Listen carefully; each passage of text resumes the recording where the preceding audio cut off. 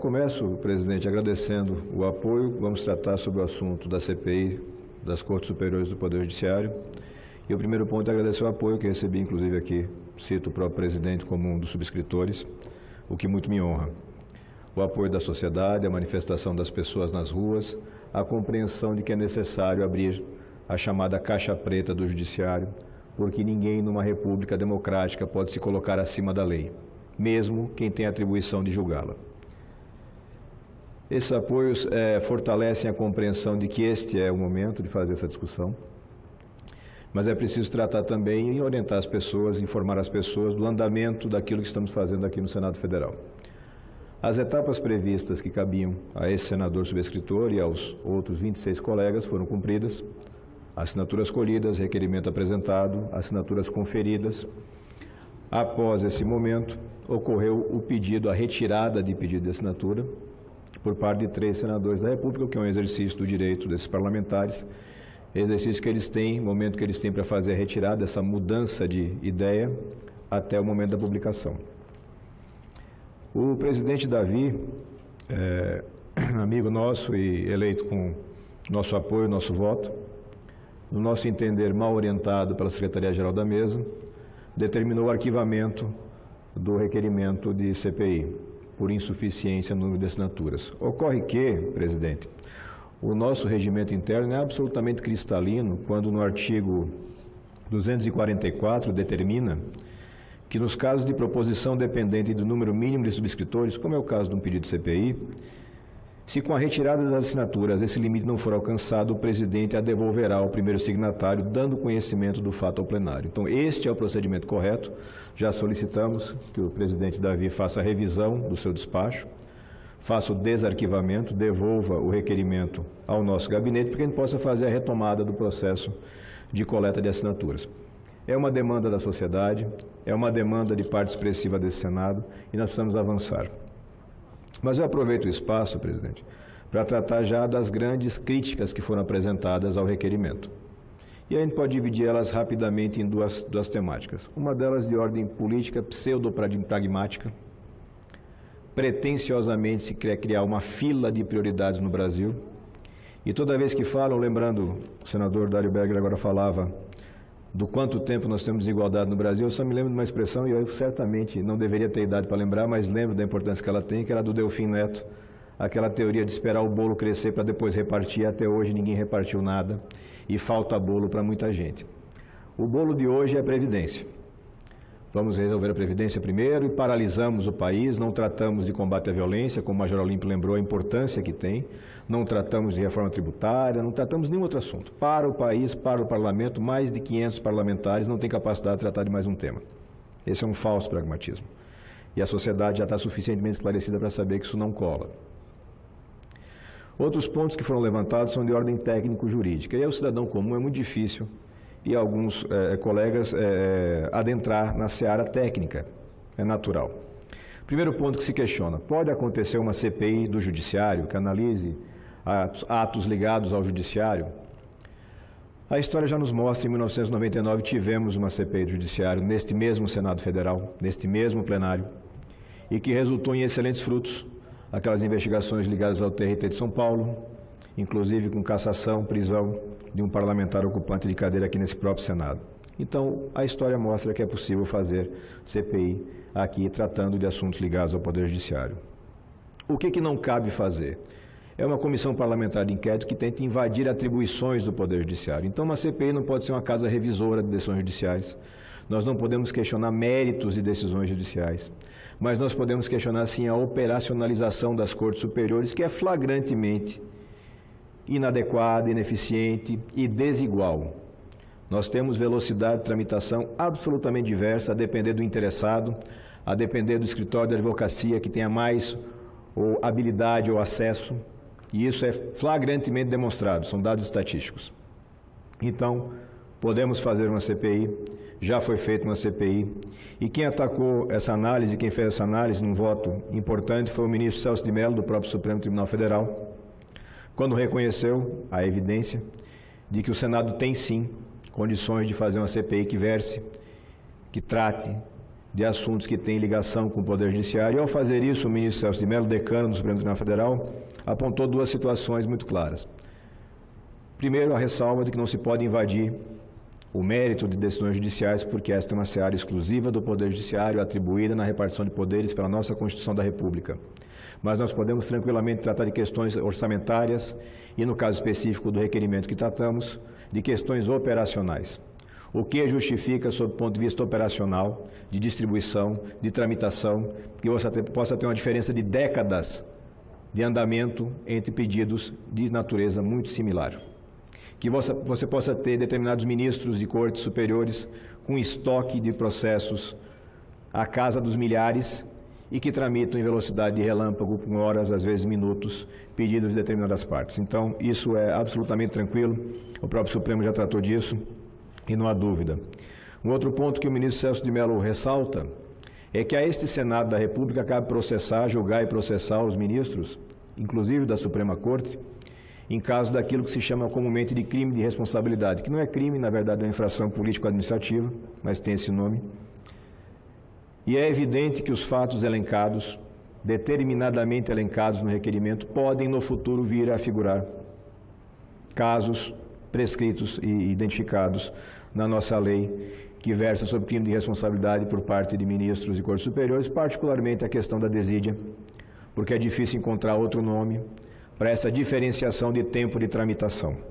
Então, a parte do questionamento que faz referência à possibilidade ou não de uma CPI, acredito que fica suficientemente tratada. Em seguida, nós vamos encaminhar memoriais nesse sentido para todos os 81 senadores, para que possam ter esse subsídio, possam ter essa informação. Um segundo ponto de ataque, senhor presidente, foi a questão do fato determinado. Um questionamento no sentido de que o requerimento não traria fato determinado a ser apurado. O requerimento não traz um fato determinado, ele traz 12 fatos determinados. 12, uma dúzia. Rol meramente exemplificativo. Poderíamos fazer centenas e milhares de casos determinados, objetivamente demonstrados, de que existe uma necessidade de apuração do funcionamento dessas cortes. Repito, não do mérito, mas do funcionamento. Nós dividimos esses fatos determinados em 4 grupos, que foram devidamente elencados e ação de conhecimento.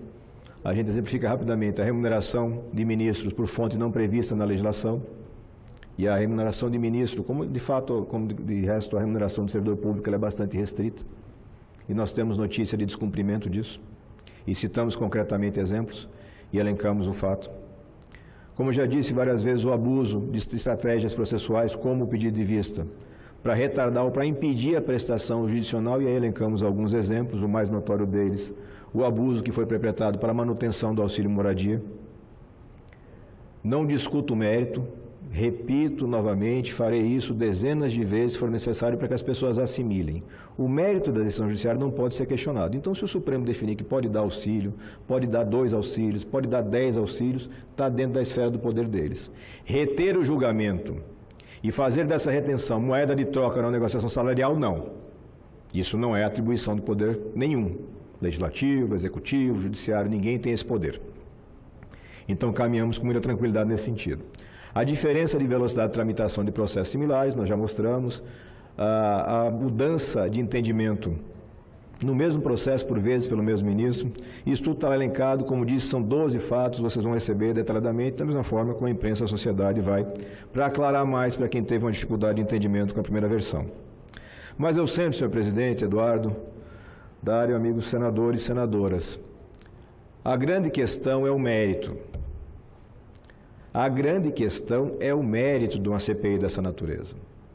E não se viu, mesmo nas manifestações em off, absolutamente nenhum questionamento com relação ao mérito da CPI. É absolutamente inadiável a necessidade de se investigar e se investigar profundamente o funcionamento das cortes superiores para que se possa apresentar soluções para esse funcionamento. E a ferramenta para fazer esse levantamento é a Comissão Parlamentar de Inquérito, prevista na Constituição, prevista no nosso regimento, já julgada e rejulgada pelas Cortes Superiores, especialmente pelo Supremo Tribunal Federal. É importante a gente fazer essa observação com relação ao mérito, porque nós precisamos manter uma conexão com o sentimento do cidadão. E aí eu retomo a fala do eminente senador Paulo Paim e faço a conexão dela com a fala do senador Dário Berger. É o momento da verdade. E é inadiável que a gente enfrente a verdade no nosso país. Pode ser desagradável para alguns, pode ser desconfortável para outros tantos, mas é necessário. Tão necessário se faz que essa casa sabe perfeitamente o tamanho da pressão a que foi submetida por ministros de cortes superiores. Eu faço aqui, senhor presidente, colega Soraya, o registro que 10 minutos após o protocolo do pedido de CPI, eu recebi no meu gabinete a assessoria parlamentar do STF. E ela não me pediu o conteúdo do requerimento, ela me pedia a lista dos senadores subscritores. 10 minutos depois. As notícias dos telefonemas, das ligações, das notinhas, todos nós acompanhamos. É importante, senador em primeiro mandato, na realidade senador quase que em primeira semana, registrar que essa casa não pode e não deve se acovardar diante de ameaças de qualquer natureza. Eu tenho a mais absoluta certeza que os senadores e senadoras da República não se diminuem, não se rebaixam a ameaças de qualquer natureza. Eu, particularmente, pessoalmente, registro com a mais absoluta clareza que não me amedronto e não restringe a minha atuação, que é garantida pela legislação e principalmente pelo voto dos sergipanos, a qualquer tipo de interesse que não seja um interesse público efetivamente demonstrado. Então, o requerimento foi apresentado porque era uma demanda real e ela não foi questionada. Ele foi indevidamente arquivado, já protocolamos o pedido de desarquivamento. Se se mantiver essa decisão absurda, teratológica, equivocada, tomaremos as providências cabíveis para que se dê andamento e, se necessário for, e nesse sentido nós temos várias manifestações de senadores que não subscreveram o primeiro documento, mas que querem subscrever um novo, daremos novo requerimento, seja na CPI exclusiva do Senado, seja na CPI mista com a Câmara dos Deputados, porque também existe essa demanda latente por lá. Do Eduardo Girão é efetivamente isso. É dar seguimento àquilo que se comprometeu em termos de mudança, em termos de renovação. As mudanças nem sempre são sem dor, né? Algumas evoluções têm etapas mais duras, mas essas etapas precisam ser enfrentadas.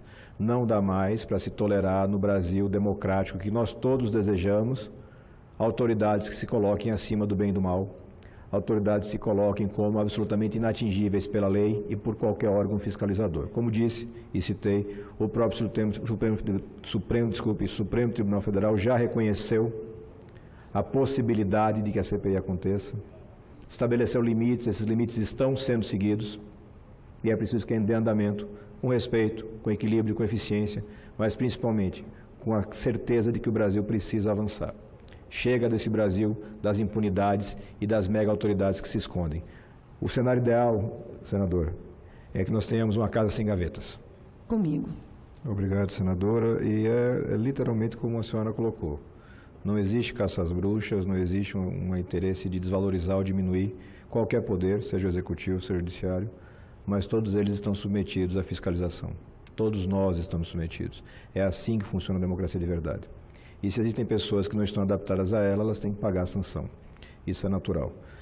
Acredito que nós vamos ter em breve respostas da mesa diretora no sentido do andamento que vai ser necessário, mas reforço.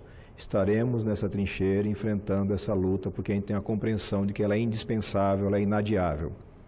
Os argumentos de força não vão ser aceitos. Os argumentos, do ponto de vista de um pragmatismo político, também não serão, porque a sociedade não quer esperar e a Senado não precisa esperar. Nós temos toda a capacidade de fazer mais de uma coisa ao mesmo tempo, senão não teríamos condições de merecer o título de senadores da República. Essa formatação não cabe mais. Vivemos num momento de uma sociedade mais rápida, que cobra providências mais rápidas, e assim vamos prosseguir. Então, muito obrigado, senhores senadores. Uma boa semana para todos.